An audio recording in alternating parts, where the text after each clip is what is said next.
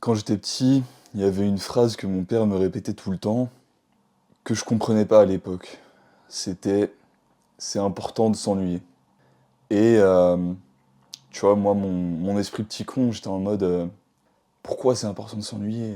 Moi, je déteste m'ennuyer». C'était vraiment le truc que je détestais le plus au monde, je pense, à ce moment-là, c'était m'ennuyer. Je préférais, l'intensité de n'importe quelle émotion, de n'importe quelle chose plutôt que l'ennui, d'où, tout un tas de comportements. Mais plutôt que de lui la poser cette question à mon père, euh, de pourquoi c'est important de s'ennuyer, je la posais pas et je pensais avoir compris. L'ennui, c'est pas important. L'ennui, c'est l'ennemi. Donc, nous voilà après, quelques années plus tard, début de l'adolescence, enfin, petit début de l'adolescence, tu vois.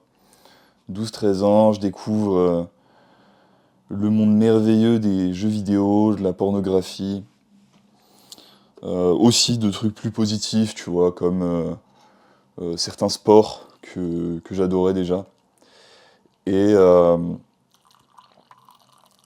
et miracle, depuis que je découvre cet univers-là, je m'ennuie jamais. Je m'ennuie jamais, mais à quel prix?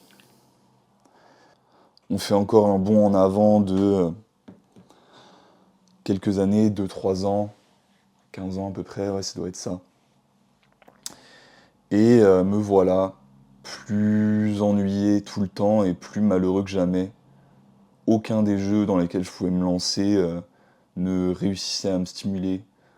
Euh, bon, c'était pas la même chose pour l'autre addiction que j'entretenais à ce moment-là. Et résultat, je suis extrêmement malheureux, plus rien ne me fait ressentir grand-chose. En fait, je suis dans un état qu'on peut qualifier de dépressif. Donc tout ça c'est très bien, je me rends compte qu'il y a un problème et je découvre le merveilleux monde du développement personnel. Le merveilleux monde du développement personnel, il me fait me rendre compte que faut que j'apprenne à travailler plus dur, faut que je progresse en tant que personne, que en fait les choses dans lesquelles je passe mon temps, elles vont pas m'amener à avoir une meilleure vie, mais à avoir une pire vie. Donc c'est une première réalisation qui est vraiment positive, qui est vraiment bien, mais elle vient avec un nouveau lot de problèmes. Dans le développement personnel, il y a plein de sphères, il y a plein de personnalités, de philosophies, de manières de voir les choses. Au fond, c'est un peu, disons, une manière très matérielle et très simplifiée de choses plus intéressantes et plus profondes. Le résultat étant que je me retrouve à plus ou moins répéter le même schéma avec d'autres pratiques. J'essaie de tout le temps passer du temps dans le sport, donc je m'entraîne autant que je le peux. Je me force à lire des livres des heures durant pour, pareil, ne jamais avoir à être, au fond, avoir à être seul avec mes pensées. Et je continue ces pratiques et ce même comportement addictif avec des pratiques plus saines. Donc je me sens mieux, mais je me sens toujours très mal. Et au final, j'ai l'impression d'améliorer ma vie. Et à chaque fois que j'ai l'impression de monter, tu vois, il y a un moment où je monte, et je redescends, mais je redescends plus bas que j'ai jamais été. Et me voilà à peu près à 17 ans, à force de remonter et de rechute, 17-18 ans, à me retrouver en fait dans une dépression plus profonde que je n'ai jamais été, et à me poser la question de bordel, comment je vais me sortir de ça, tu vois. C'est à ce moment-là où j'ai commencé à découvrir un peu la méditation.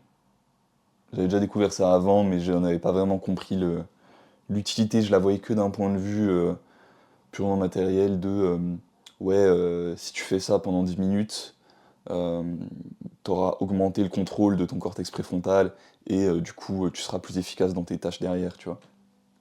Je voyais que par cet angle-là, qui est bien évidemment insuffisant. Petit à petit, je me rends compte d'à quel point cette pratique, elle me fait me sentir bien, elle fait remonter aussi certains souvenirs, elle fait remonter certaines expériences, certains dont j'avais envie de me rappeler, d'autres un peu moins. Et en fait, je me rends compte d'une chose, depuis le début, ce que disait mon père quand il disait que l'ennui était important, bah, il avait raison. Il avait raison. Tout ce qui m'avait amené à mal me sentir, à être malheureux en fait, et à être, disons, névrotique, en fait, à avoir un comportement de pur addict, c'était le fait de vouloir tout le temps éviter à tout prix l'ennui. Éviter l'ennui, vouloir à tout prix, tout le temps éviter l'ennui, c'est être addict. C'est se comporter comme un addict. Quel que soit le biais par lequel tu le fais, c'est au fond le comportement que tu as. Que tu le veuilles l'entendre ou non, que tu aies une bonne position sociale ou non, c'est la même chose.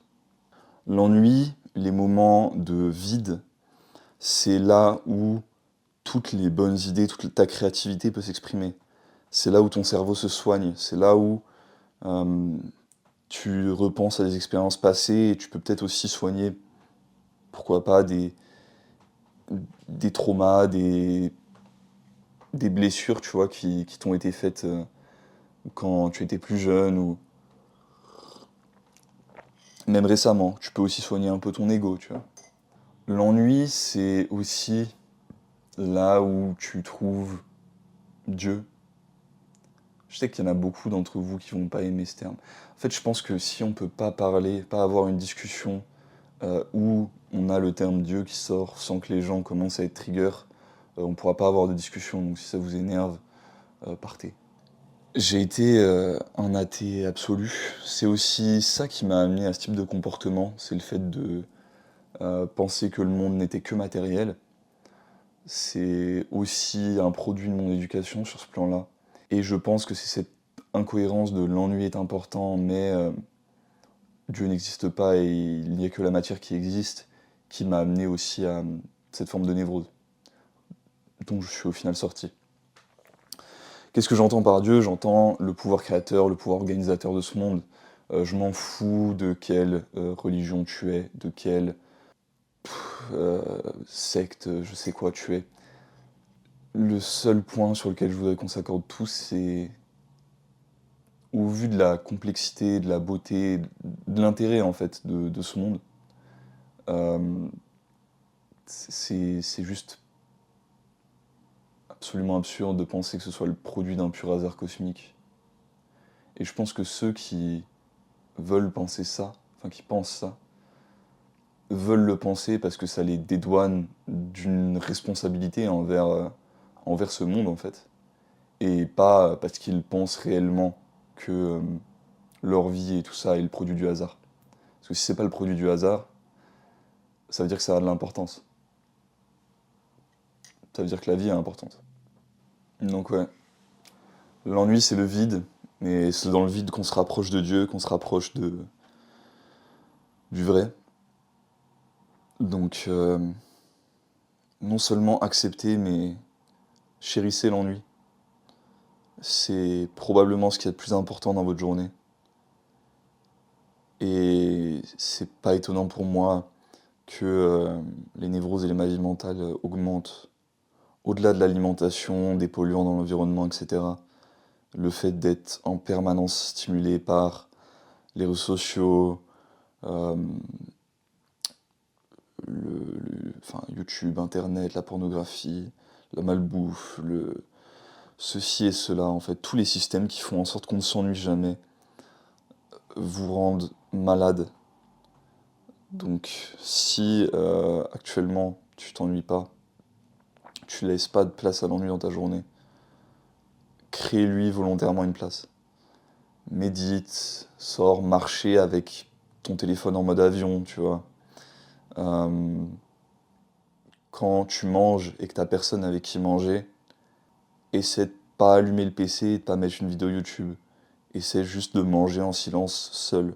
C'est pas une expérience agréable, mais elle est importante pour ton avenir en fait. Voilà, c'est à peu près tout ce que j'avais à dire pour aujourd'hui. J'espère que bah, dans ma petite histoire et dans la conclusion que j'en ai tirée, tu t'es peut-être un peu retrouvé, tu t'es peut-être un petit peu plus compris. Et bah, si tu as envie d'avoir mes pensées comme celle-ci par écrit, alors il y a aussi du contenu muscu, nutrition, etc. parce que c'est aussi des sujets qui me passionnent. Je te laisse accéder à la newsletter en description. Je t'envoie une petite lettre tous les matins à 6 heures. Juste autant pour prendre le café avant d'aller au taf, avant d'aller à un taf d'esclave. Et puis, si tu as envie de transformer ton physique, de prendre une première étape dans ton développement personnel, bah, moi je suis coach, c'est mon travail, je suis coach en ligne. Donc, pareil, tu as mon Instagram ou au choix un lien où tu peux directement réserver un appel gratuit avec moi en description. Et voilà. Si tu t'abonnes, moi c'est ce qui me rendrait le plus heureux.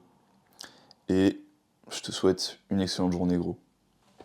Dernier truc, je fais des consultations à prix libre pour ceux qui sont lost. Donc on peut parler de ce que tu veux, tu vois. On peut parler de tes problèmes dans la vie, on peut parler de nutrition, on peut parler d'entraînement, on peut parler de looks maxing, même si ça t'intéresse. Peu importe. Donc, prix libre, ça veut dire que je te fais payer minimum 1 euro. Ça, c'est juste pour filtrer les gens qui vont réserver un truc et au final vont pas venir ou quoi, tu vois. Et donc, moi, si tu me payes 1 euro, il n'y a pas de souci. Après, tu peux mettre plus si tu veux. Et voilà. Bonne journée à toi.